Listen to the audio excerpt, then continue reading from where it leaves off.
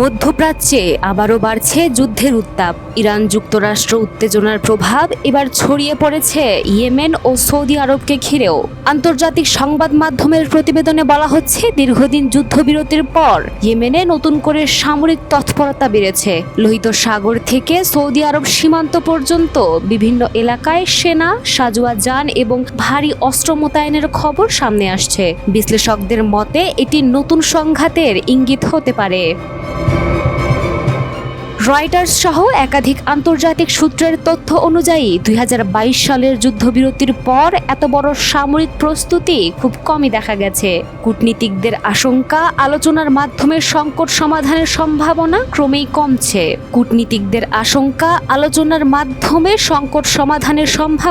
ক্রমেই কমছে। একই সময়ে বিভিন্ন প্রতিবেদনে দাবি করা হচ্ছে, ইয়েমেনে ইরান সমর্থিত গোষ্ঠীগুলোর সামরিক সক্ষমতা বাড়াতে ড্রোন প্রযুক্তি, ক্ষেপণাস্ত্র এবং সামরিক উপদেষ্টা পাঠানো হয়েছে। তবে এসব দাবির স্বাধীন যাচাই এখনো সম্ভব হয়নি। অন্যদিকে ইরান সমর্থিত সশস্ত্র গোষ্ঠীর দাবি, প্রথমে সৌদি আরব তাদের নিয়ন্ত্রিত এলাকায় হামলা চালায়। এরপর তারা সৌদি লক্ষ্যবস্তুতে পাল্টা আঘাত হানে এবং লোহিত সাগরে নৌ চলাচল ব্যাহত করার হুমকি দেয়।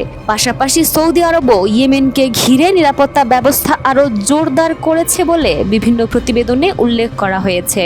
হোদাইদাহ অঞ্চলে সাম্প্রতিক হামলার পর উত্তেজনা আরও বেড়েছে। ইরান সমর্থিত গোষ্ঠী সতর্ক করে জানিয়েছে, ভবিষ্যতে আরো বড় হামলা হলে তার জবাব দেওয়া হবে। তবে প্রতিটি ঘটনার দায়, ক্ষয়ক্ষতি এবং সামরিক সাফল্য নিয়ে সংশ্লিষ্ট পক্ষগুলোর বক্তব্যে বড় ধরনের পার্থক্য রয়েছে। বিশ্লেষকদের মতে, যদি ইয়েমেন ও সৌদি আরবের মধ্যে পূর্ণমাত্রার সংঘাত আবারও শুরু হয়, তাহলে শুধু আঞ্চলিক নিরাপত্তাই নয়, সৌদি আরবের ভিশন ২০৩০, এক্সপো ২০৩০ এবং ২০৩৪ সালের ফিফা বিশ্বকাপ আয়োজনের প্রস্তুতিও চাপের মুখে পড়তে পারে। ফলে মধ্যপ্রাচ্যের এই সংকট এখন শুধু একটি আঞ্চলিক সংঘাত নয়, এটি বৈশ্বিক জ্বালানি সরবরাহ, আন্তর্জাতিক বাণিজ্য এবং কূটনৈতিক স্থিতিশীলতার জন্য আরও বড় উদ্বেগের কারণ হয়ে উঠছে।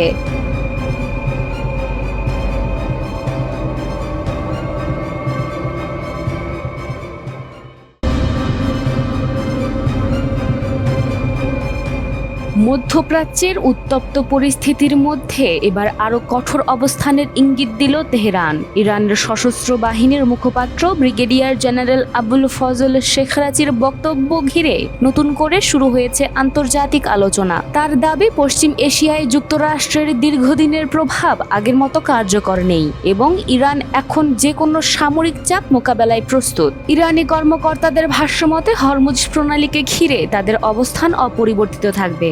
শেখরাচি বলেন, এই অঞ্চলের নিরাপত্তা নিশ্চিত করার দায়িত্ব ইরানের এবং দেশটির নির্ধারিত নিরাপত্তা ব্যবস্থাকে অগ্রাহ্য করে কোনো পদক্ষেপ নিলে তার কঠোর প্রতিক্রিয়া হতে পারে।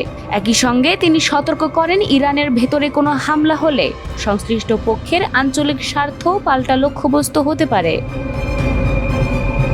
ইরানের দাবি, সাম্প্রতিক সংঘাতের অভিজ্ঞতা তাদের সামরিক প্রস্তুতিকে আরও শক্তিশালী করেছে।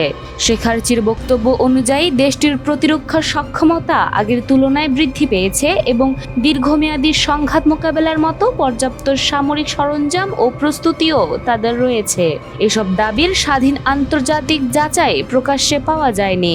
এদিকে ইরানের রাষ্ট্রীয় গণমাধ্যম ও সামরিক সূত্রের দাবি, জর্ডানের আজরাক এলাকায় একটি মার্কিন সামরিক স্থাপনা এবং বাহরাইনের ইসা বিমান ঘাঁটিকে লক্ষ্য করে অভিযান চালানো হয়েছে। তেহরানের ভাষ্য অনুযায়ী, এসব অভিযানের রাডার, নজরদারি ব্যবস্থা এবং সামরিক অবকাঠামো ক্ষতিগ্রস্ত হয়েছে। তবে যুক্তরাষ্ট্র বা সংশ্লিষ্ট দেশগুলো আনুষ্ঠানিকভাবে এসব ক্ষয়ক্ষতির বিষয়টি নিশ্চিত করেনি। ইরান আরও দাবি করেছে, তাদের এই পদক্ষেপ পূর্ববর্তী হামলার প্রতিক্রিয়া হিসেবেই নেওয়া হয়েছে। তেহরানের বক্তব্য অনুযায়ী, যতদিন তাদের নিরাপত্তা সংক্রান্ত শর্ত পূরণ হবে না, ততদিন হরমুজ প্রণালী এবং আঞ্চলিক নিরাপত্তা নিয়ে কঠোর অবস্থান বজায় থাকবে। বিশ্লেষকদের মতে, পাল্টাপাল্টি বক্তব্য ও সামরিক হুঁশিয়ারি মধ্যপ্রাচ্যের উত্তেজনাকে আরও বাড়িয়ে তুলছে। কূটনৈতিক সমাধানের পথ সংকুচিত হলে এর প্রভাব শুধু আঞ্চলিক নিরাপত্তায় নয়, বৈশ্বিক জ্বালানি বাজার ও আন্তর্জাতিক বাণিজ্যেও পড়তে পারে।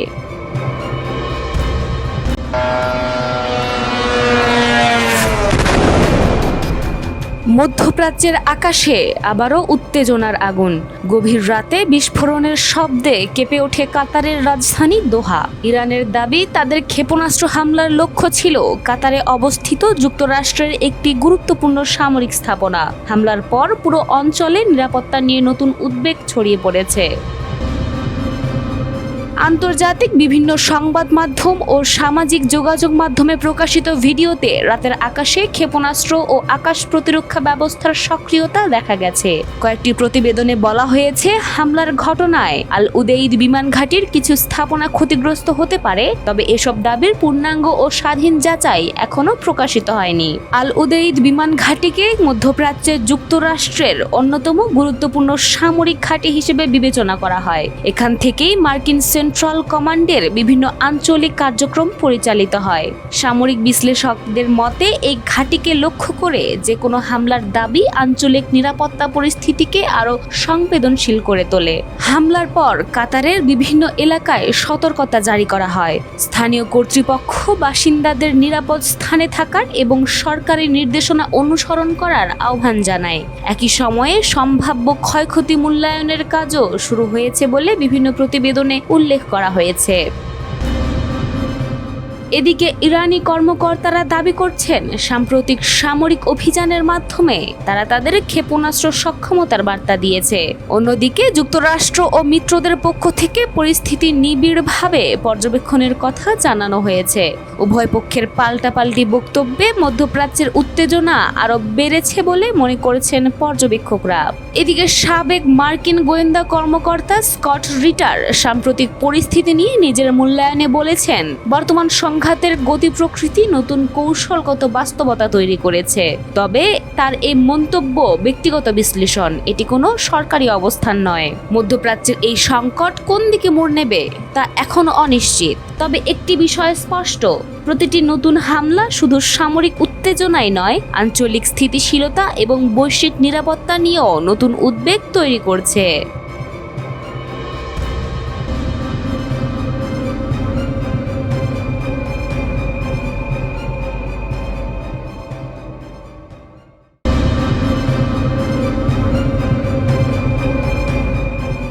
মধ্যপ্রাচ্যে আবারও উত্তেজনার পারদ চড়ছে। যুক্তরাষ্ট্র ও ইরানকে ঘিরে চলমান সংঘাত নতুন মোড় নিয়েছে বলে বিভিন্ন আন্তর্জাতিক প্রতিবেদনে উঠে এসেছে। দাবি করা হচ্ছে, ইরানের ধারাবাহিক ক্ষেপণাস্ত্র ও ড্রোন হামলা এই অঞ্চলে মার্কিন সামরিক উপস্থিতির ওপর বড় ধরনের চাপ তৈরি করেছে। যে ঘাঁটিগুলো একসময় অপ্রতিরোধ্য বলে বিবেচিত হতো, সেগুলোই এখন হামলার কেন্দ্রে। বিশ্লেষকদের মতে, তেহরান সামরিক সক্ষমতার মাধ্যমে প্রতিপক্ষকে শক্ত বার্তা দেওয়ার কৌশল নিয়েছে। প্রতিবেদন অনুযায়ী জর্ডানে অবস্থিত একটি মার্কিন সামরিক স্থাপনায় বড় ধরনের হামলার ঘটনা ঘটেছে। মার্কিন সেন্ট্রাল কমান্ডের প্রকাশিত তথ্যের বরাত দিয়ে বলা হচ্ছে, ওই হামলায় 2 জন মার্কিন সেনা নিহত হয়েছেন এবং আরও একজন নিখোঁজ রয়েছেন। এছাড়া কয়েকজন আহত সেনাকে জরুরি ভিত্তিতে হাসপাতালে স্থানান্তর করা হয়েছে। সাম্প্রতিক সময়ে এই ঘটনাকে যুক্তরাষ্ট্রের অন্যতম গুরুতর নিরাপত্তা চ্যালেঞ্জ হিসেবে দেখা হচ্ছে। হামলার অন্যতম আলোচিত লক্ষ্য ছিল জর্ডানের মুওয়াফাক সাউথ এয়ারওয়েজ। ইরানের পক্ষ থেকে দাবি করা হয়েছে, তাদের ক্ষেপণাস্ত্র হামলায় সেখানে অবস্থানরত একাধিক সামরিক বিমান ও আকাশে জ্বালানি সরবরাহকারী উড়োজাহাজ ক্ষতিগ্রস্ত হয়েছে। পাশাপাশি বিভিন্ন স্যাটেলাইট চিত্র বিশ্লেষণের বরাত দিয়ে ঘাঁটির অবকাঠামো ক্ষতিগ্রস্ত হওয়ার দাবিও সামনে এসেছে। তবে এসব তথ্যের স্বাধীন যাচাই এখনো সম্ভব হয়নি। IRGC এই সামরিক অভিযানের নাম দিয়েছে অপারেশন নাসর 2। ইরানের ভাষ্য অনুযায়ী এটি ছিল মার্কিন সামরিক পদক্ষেপের জবাবে পরিচালিত বহুস্তরীয় প্রতিরোধ অভিযান। তাদের দাবি 17টি ধাপে দূরপাল্লার ও মাঝারি পাল্লার ব্যালিস্টিক ক্ষেপণাস্ত্র ব্যবহার করা হয়েছে। একই সঙ্গে বাহরাইন, কুয়েত, কাতার এবং ইরাকে থাকা মার্কিন সামরিক স্থাপনাগুলোকেও লক্ষ্যবস্তু করা হয়েছে বলে তেহরান জানিয়েছে। যদিও এসব তথ্যের স্বতন্ত্র নিশ্চিতকরণ এখনো মেলেনি। আরও একটি আলোচিত দাবি হলো, বাহরাইনে অবস্থিত মার্কিন সামরিক বাহিনীর একটি কৃত্রিম বুদ্ধিমত্তা ভিত্তিক টার্গেটিং সেন্টারে হামলা চালানো হয়েছে। ইরানের দাবি, মধ্যপ্রাচ্যে পরিচালিত বিভিন্ন সামরিক অভিযানের জন্য এই কেন্দ্রটি গুরুত্বপূর্ণ ভূমিকা পালন করত, তবে আন্তর্জাতিকভাবে এখনো এই তথ্য নিশ্চিত করা যায়নি, ফলে বিষয়টি নিয়ে ধোঁয়াশা রয়েই গেছে। এদিকে আইআরজিসির প্রকাশিত ভিডিওতে সারিবদ্ধ ব্যালিস্টিক ক্ষেপণাস্ত্রের গায়ে ইরানের সর্বোচ্চ নেতা আয়াতুল্লাহ আলী খামেনি এবং নিহত ইরানি কমান্ডারদের ছবি দেখা গেছে। বিশ্লেষকদের মতে এটি কেবল সামরিক শক্তির প্রদর্শন নয়, বরং প্রতিপক্ষের উদ্দেশ্যে একটি মনস্তাত্ত্বিক বার্তাও। অন্যদিকে মার্কিন বাহিনীর হতাহত ও ক্ষয়ক্ষতি নিয়ে বিভিন্ন পক্ষ থেকে নানান তথ্য প্রকাশ করা হলেও সেগুলোর উল্লেখযোগ্য অংশ এখনো স্বাধীনভাবে যাচাই করা যায়নি। তবে একটি বিষয় পরিষ্কার, এই সংঘাত শুধু মধ্যপ্রাচ্য নয়, বৈশ্বিক নিরাপত্তা ও কূটনীতির জন্য নতুন করে উদ্বেগের কারণ হয়ে উঠছে।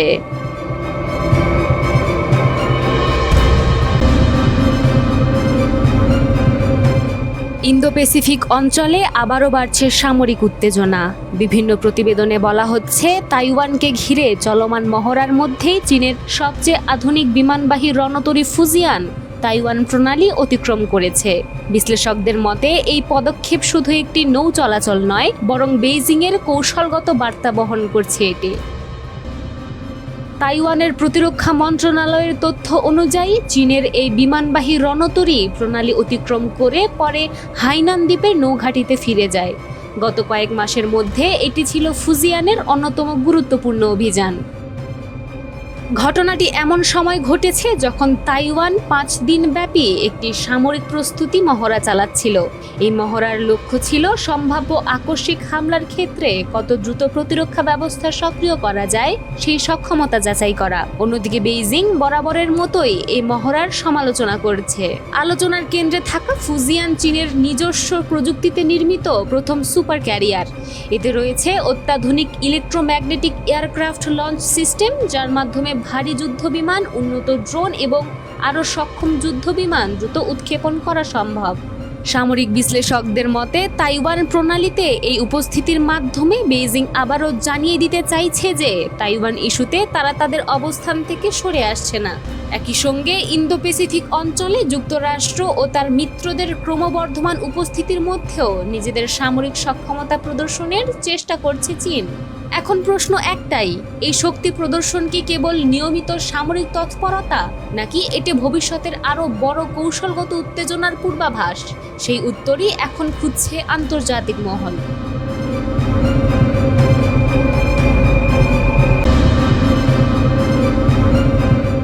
মধ্যপ্রাচ্যে যুদ্ধবিরতির ঘোষণা এলেও উত্তেজনা এখনো কমেনি।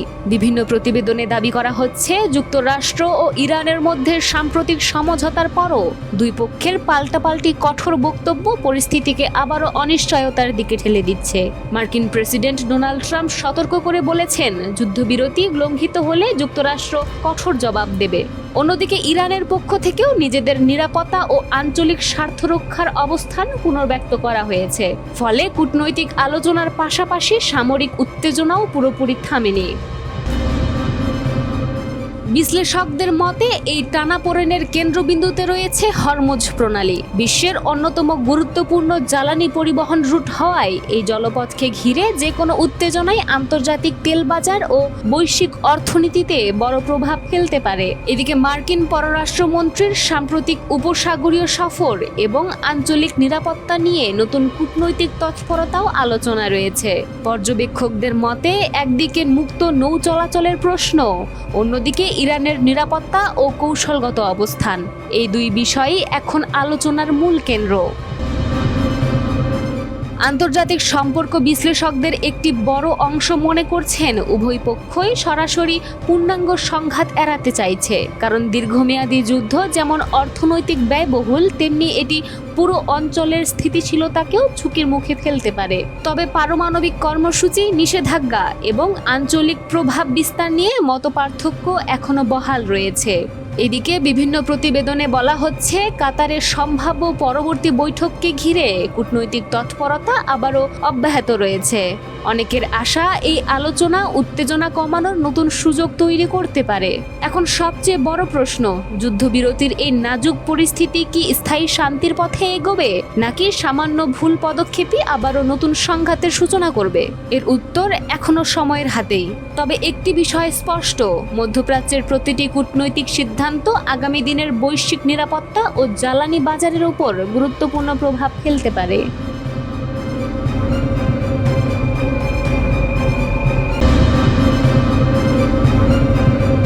ভারত চীন সীমান্তে আবারও নতুন বিতর্কের জন্ম দিয়েছে অরুণাচল প্রদেশ। স্থানীয় একটি জনজাতীয় সংগঠনের অভিযোগকে ঘিরে দেশটির গণমাধ্যমে শুরু হয়েছে ব্যাপক আলোচনা। অভিযোগে বলা হয়েছে, সীমান্তবর্তী কয়েকটি এলাকায় চীনের পিপলস লিবারেশন আর্মি PLA স্থায়ী অবকাঠামো নির্মাণ করেছে এবং সেখানে স্থানীয়দের প্রবেশে বাধা দিচ্ছে। তবে এই দাবির স্বাধীন যাচাই এখনো সম্ভব হয়নি।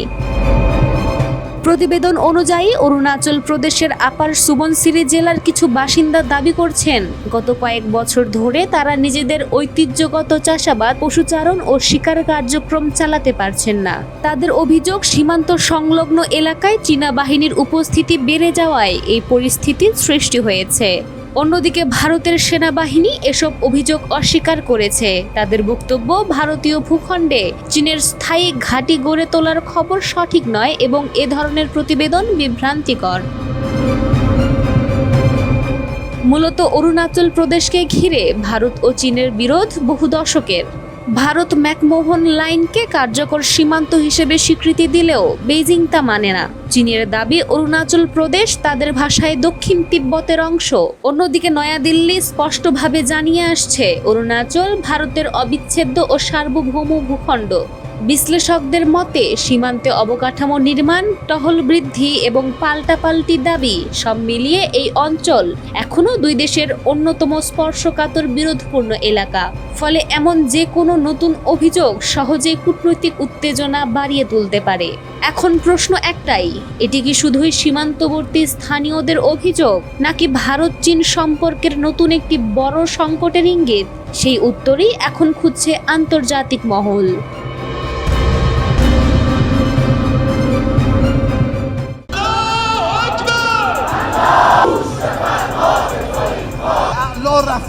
গত কয়েকদিন ধরে সামাজিক যোগাযোগ মাধ্যম ও বিভিন্ন অনলাইন প্ল্যাটফর্মে ইরানের সর্বোচ্চ নেতা আয়াতুল্লাহ আলী খামেনিকে ঘিরে একাধিক চাঞ্চল্যকর দাবি ছড়িয়ে পড়েছে। এর মধ্যে সবচেয়ে আলোচিত দাবি হলো, তিনি নাকি নিহত হয়েছেন এবং তার জন্য নির্মিত একটি গোপন বাংকারের তথ্য প্রকাশে এসেছে।